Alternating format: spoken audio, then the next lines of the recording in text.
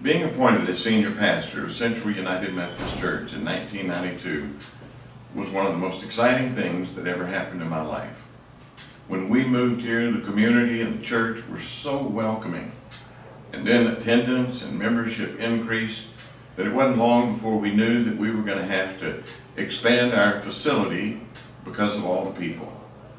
Then someone suggested that we relocate. That had been talked about before but never pursued. And so as we did, we hired architects to do renderings of two places, one where we were and one in another place, so that we'd be able to really compare. We had 14 meetings in which people could ask any question they wanted. And so that was one of the best times in my life. It was exciting. And then we voted. We voted to relocate by a narrow margin. That began a struggling part of my life. It became one of the worst times in my life. I went to my doctor and asked for help. I then went to a therapist and was in counseling for several months.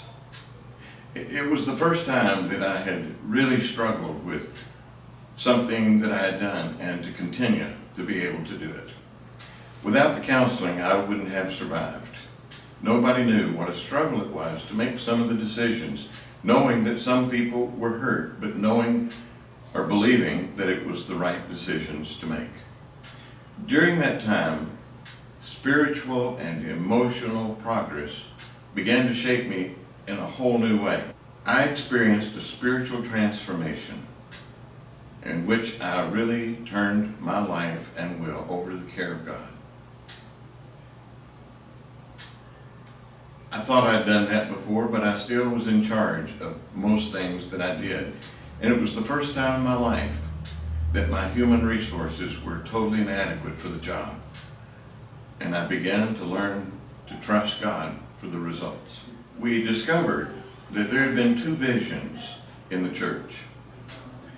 And because of the decisions that we made, Central United Methodist Church was able to live out its vision for the future. And then First United Methodist Church was able to do the same. When we relocated, it was like new life for me and new life for Central. Could things have happened differently? Of course they could. And yet we did the best we could with what we had at the time. Now when I look at Central and think about Central, I always do it with gratitude. And thanks for what God did in the past and what God will continue to do in the future.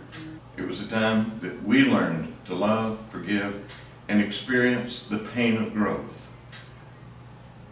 I'm glad to be a part of this celebration of 20 years for Central United Methodist Church. And may it continue to grow and thrive as we live in the kingdom of God together.